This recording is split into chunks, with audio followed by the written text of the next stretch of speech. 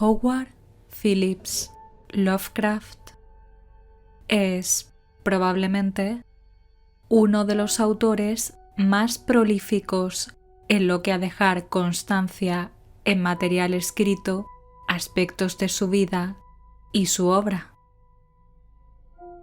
Desde la infancia ya producía una gran cantidad de textos científicos, principalmente de astronomía. Su primera obra publicada fue una crítica de la ciencia de la astrología. Apareció en 1906 en la revista Providence Sunday Journal.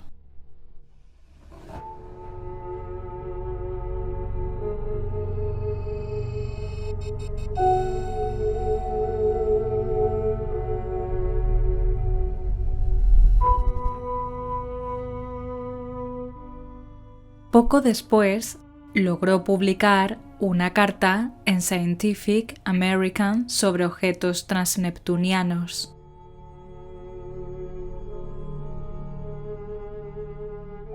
Y creó dos revistas propias, Scientific Gazette y Rhode Island Journal of Astronomy.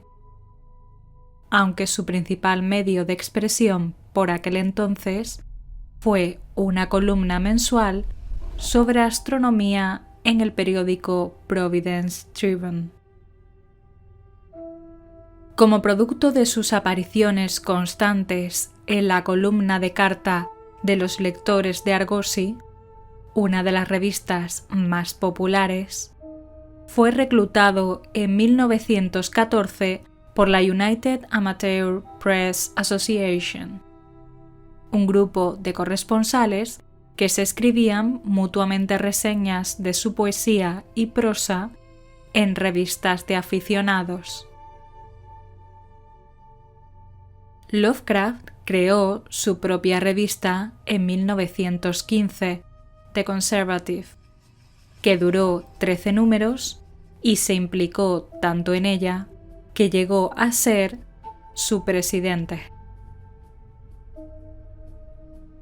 Realizó numerosos escritos en los que expresaba tanto sus ideas políticas como sus tendencias filosóficas, además de innumerables reseñas sobre obras comerciales o aficionadas. Se implicó en la creación de cursos de pedagogía literaria que mejorara el periodismo de aficionados en ámbitos como gramática, retórica o versificación, y también en el ámbito público, a través de sus constantes apariciones en eventos de periodismo, acrecentando con ello su número de amistades y admiradores. Fueron sus amigos una gran fuente de inspiración, pues muchas de sus ideas se desarrollaron por medio de cartas y postales. Se han publicado 5 volúmenes de su correspondencia, conocidos como Selected Letters, pero estos solo comprenden 930 de sus cartas, una ínfima parte de las 100.000 que aproximadamente escribió. Los temas de su producción epistolar abarcan desde la antigua Roma a opiniones sobre sabores de comida, arrojando una luz diáfana sobre la persona y el creador, sus influencias, fuentes y filosofías. Aunque es probable que realizara relatos anteriores, es en La bestia en la cueva cuando situamos el comienzo de la vida literaria de Lovecraft, obra que escribió a los 15 años. Nos cuenta una visita guiada por la cueva del mamut, en la que un turista se pierde por el laberinto de pasillos y corredores en la roca. Durante sus vagabundeos a oscuras, acaba matando a una criatura monstruosa con apariencia humana, justo a tiempo de ser rescatado por el guía. Aunque la primera que consiguió publicarse de entre sus obras fue La tumba y posteriormente Dagón, las cuales aparecieron en revistas de aficionados en 1919, año clave en su vida, pues fue cuando comenzó el internamiento de su madre en el Butler Hospital para enfermos mentales.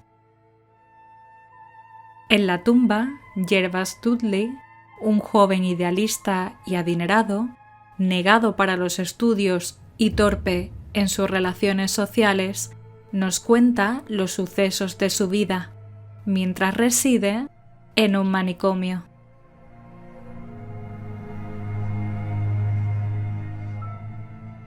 Los primeros relatos han sido definidos como poenianos, por una parte, pues se trataba de expresiones del terror presentadas como confesiones o narraciones en primera persona.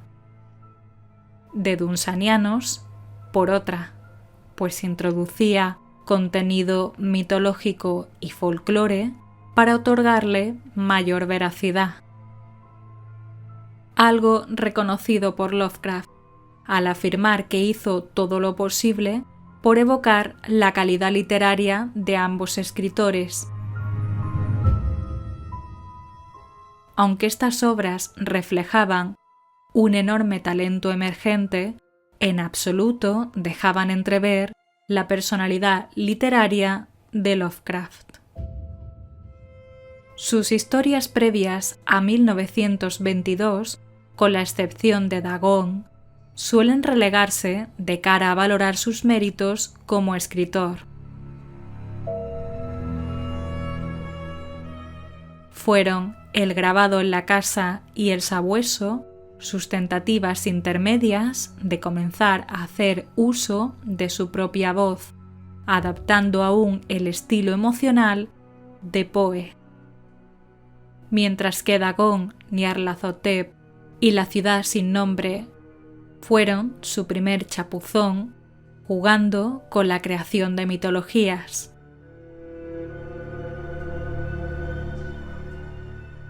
En El grabado en la casa encontramos la narración de un viajero que atraviesa la zona más agreste de Nueva Inglaterra buscando refugio en una casa aparentemente abandonada, que en realidad es ocupada por un anciano de rostro deforme.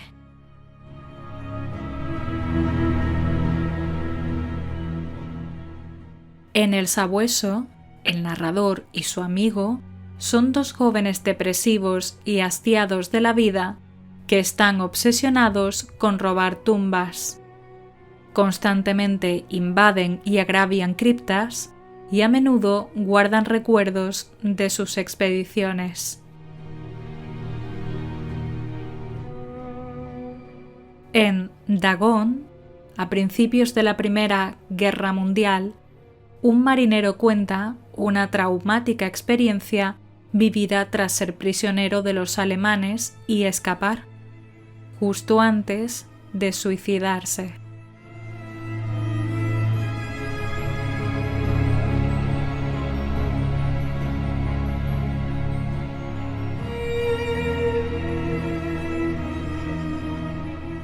Nyarlathotep es la deidad de las 1000 formas, que acude a la tierra para sembrar el caos y avivar los impulsos autodestructivos de la humanidad.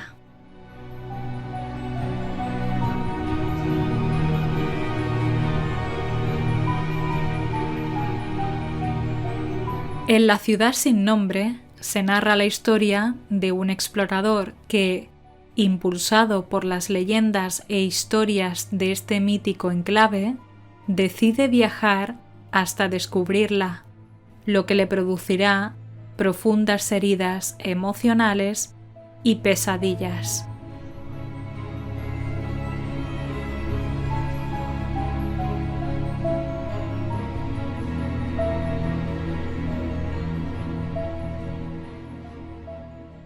Las historias ambientadas en el paisaje de Nueva Inglaterra dieron comienzo con La ceremonia en 1923. Aplicó modificaciones a su geografía en pro de sus argumentos, como el puerto marítimo de Kingsport o las regiones que atraviesa el río Miskatonic. Aunque existen hechos acaecidos en relatos anteriores que se desarrollan en Nueva Inglaterra, el hecho es que no alcanzan un cariz fundamentado hasta la llegada de La ceremonia, que nos cuenta cómo en la casa de un anciano familiar, el narrador entrará en contacto con una serie de libros perturbadores, entre los que sobresale uno cuyo título es Necronomicon, además de cómo entra en contacto con experiencias que afectan a su cordura irremediablemente. En ella, la ciudad de Kingsport se transforma en un personaje más importante que el propio narrador. Sin embargo, no debemos creer que la intención de Lovecraft era convertirse en un narrador o icono regional o local. Sus pretensiones estaban más inclinadas a demostrar cómo un lugar completamente normal, con el que uno puede estar familiarizado, era capaz de guardar elementos tan asombrosos como sobrenaturales.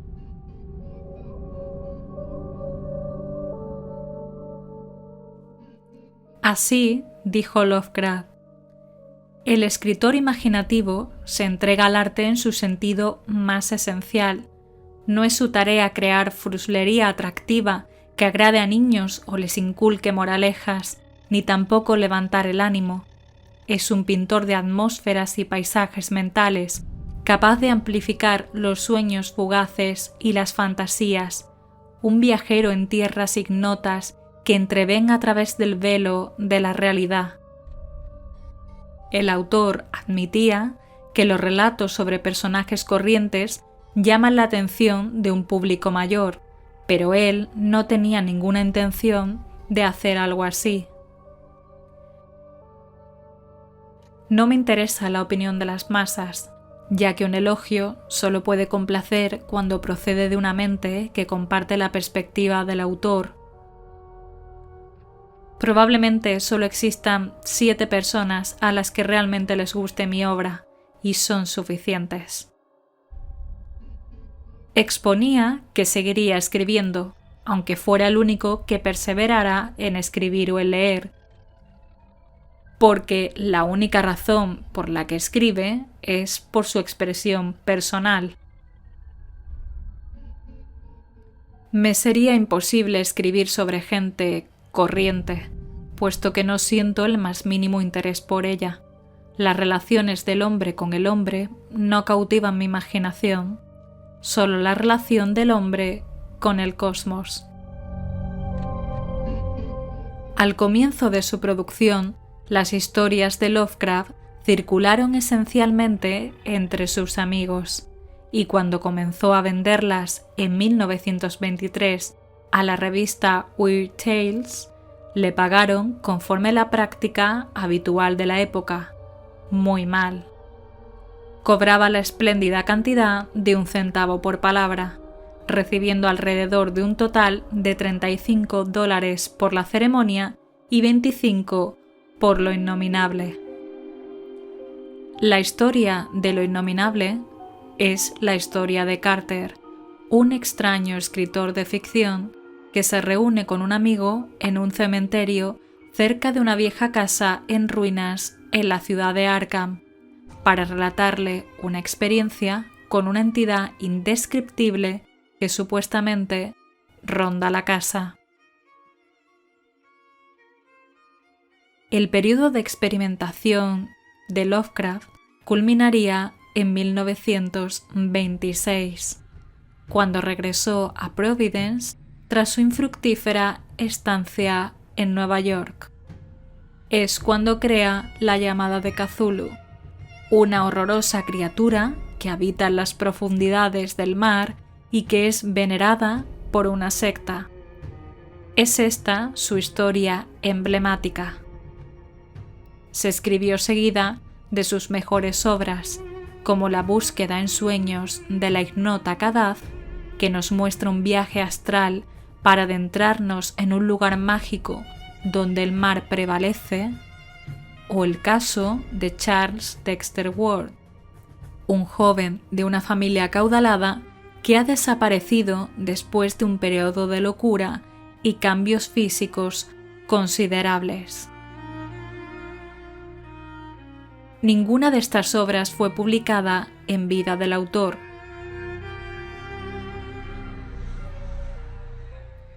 Dado que sus ganancias como escritor en Weird Tales ni por asomo le permitían subsistir, comenzó a realizar labores de lo que se conocía por entonces como revisión, reescribiendo en muchos casos en su totalidad historias que se venderían bajo el nombre de otros autores.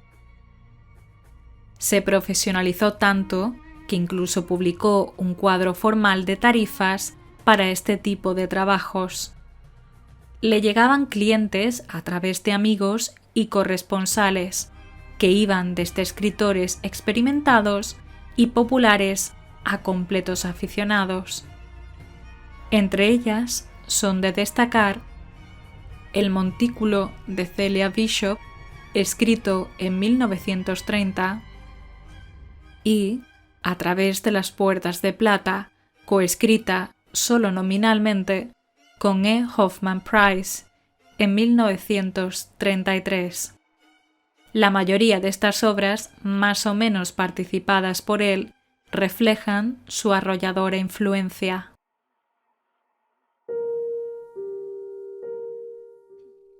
Fue el año 1931 el que trajo dos de las historias más famosas de Lovecraft, En las montañas de la locura y La sombra sobre Innsmouth, 6 años antes de su fallecimiento.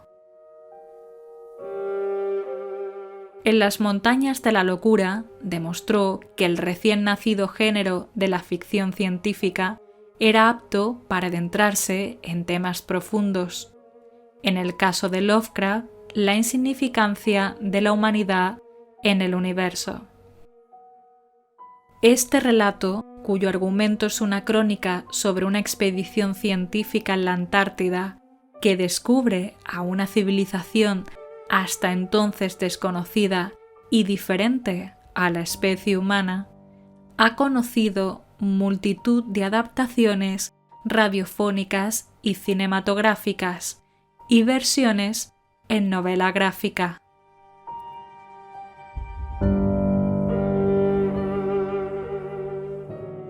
Apartando el concepto filosófico, su contexto ha sido reutilizado en Who Goes There, de John W. Campbell, y las 2 películas de La Cosa.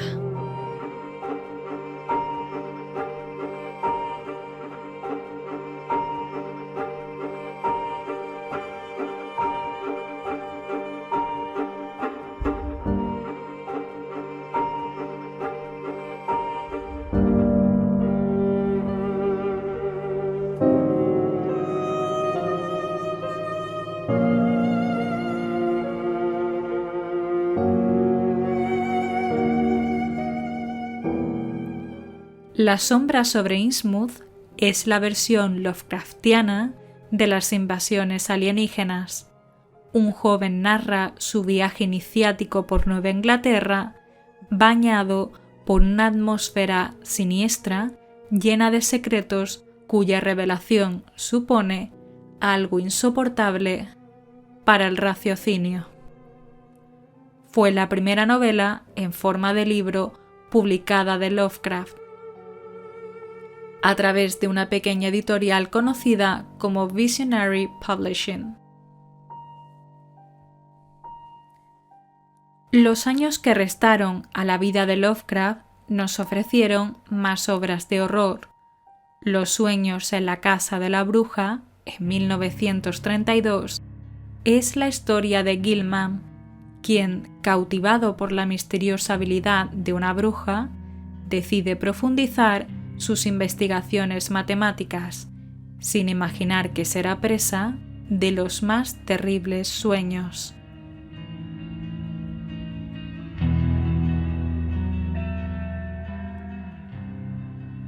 El ser del umbral, en 1933, narra las vivencias de dos amigos y el asesinato de uno a manos del otro.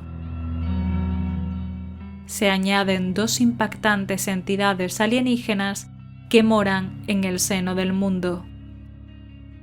En la noche de los tiempos,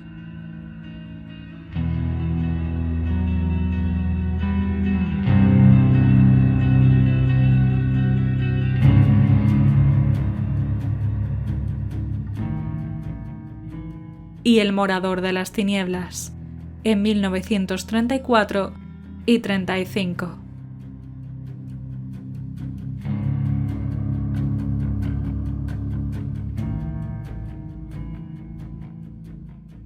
Fue a finales de ese año, justamente cuando Lovecraft había perdido el interés por escribir ficción, debido a sus continuos dolores estomacales. Volvió a retomar la escritura para realizar instrucciones en caso de fallecimiento, que expresaban sus deseos en relación con el control y los potenciales beneficios que pudieran obtenerse de su legado literario, incluyendo no solo sus relatos, sino también sus artículos y ensayos de carácter científico y periodístico. A comienzos de 1937 comenzó un diario de muerte para dar constancia de sus últimos meses de vida, con el que continuó hasta que su dolor y debilidad se lo impidieron. Fue a finales de febrero de 1937 cuando su médico le informó que tenía una enfermedad terminal, cáncer de intestino. Se le administró una cantidad ingente de analgésicos y el 10 de marzo fue hospitalizado, muriendo 5 días más tarde. Hasta entonces había mantenido una copiosa correspondencia, incluyendo una larga carta a medio terminar en su escritorio, empezada poco antes de ser ingresado. En 1933, Lovecraft se expresaba así sobre su obra. Veo ahora con claridad que, si he alcanzado algún verdadero mérito literario, este se limita a relatos de ensueños, sombras extrañas y exterioridades cósmicas, a pesar de un vivo interés en muchos otros ámbitos de la vida y de un ejercicio profesional como revisor de prosa general y poesía. No me hago ilusión respecto al precario prestigio de mis historias y no espero llegar a ser un rival de consideración para mis escritores de horror favoritos: Poe, Arthur Machen, Dunsany, Algernon Blackwood, Walter de la Mare y Montague Rod James. Lo único que puedo alegar en favor de mi trabajo es su sinceridad. Me niego a seguir las mecánicas convenciones de la ficción comercial o a llenar mis relatos de personajes y situaciones típicas, sino que insisto en reproducir atmósferas e impresiones genuinas de la mejor manera que está a mi alcance. Lovecraft también era muy crítico con sus destrezas como escritor.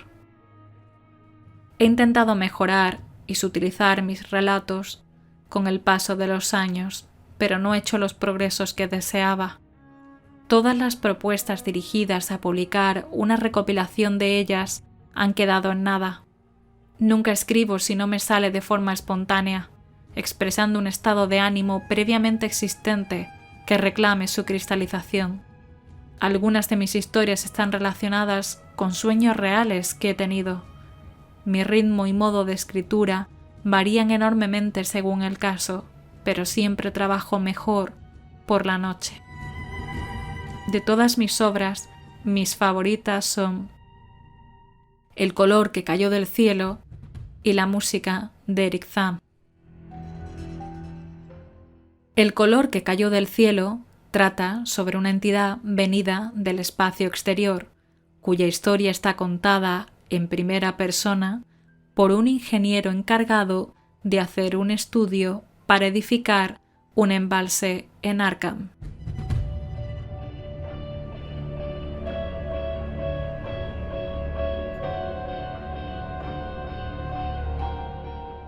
La música de Eric Zahm narra la historia de un estudiante de universidad que, debido a su situación económica, se ve obligado a vivir en una extraña parte de la ciudad, en un apartamento casi abandonado, donde suele escuchar por las noches extrañas melodías.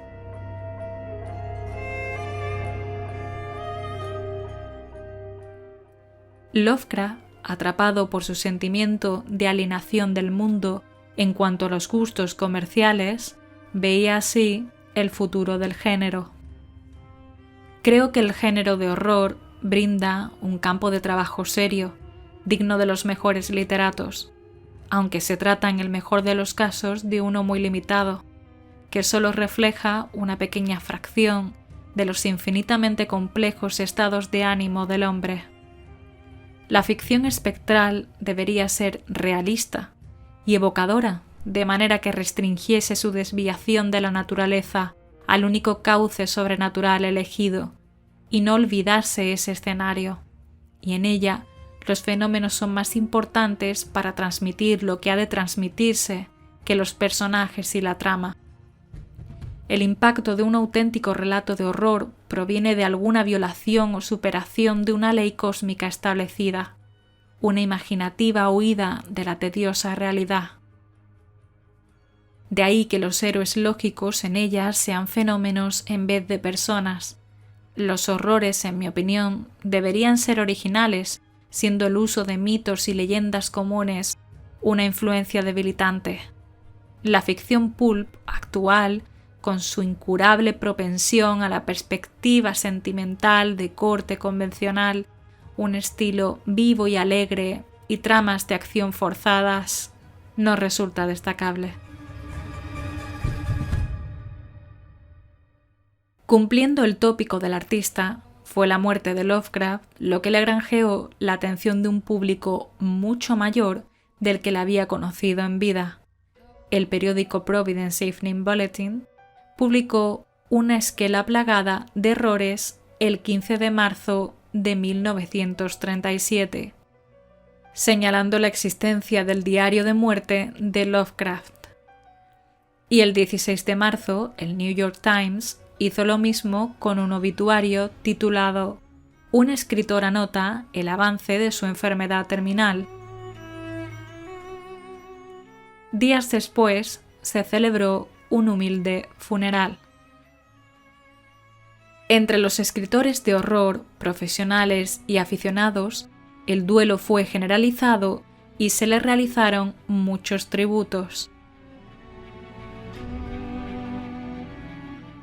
August Derleth y Donald Wandrei, a solo 2 semanas de su muerte, ya se habían puesto en contacto con otros amigos a fin de erigir un monumento a la reputación literaria de Lovecraft a través de la creación de una antología de sus obras, comenzando, sin saberlo, una prolífica amistad y rica relación creativa, conocida como Círculo de Lovecraft. Y el nacimiento de una mítica editorial estadounidense especializada en literatura imaginativa y terror, Arkham House.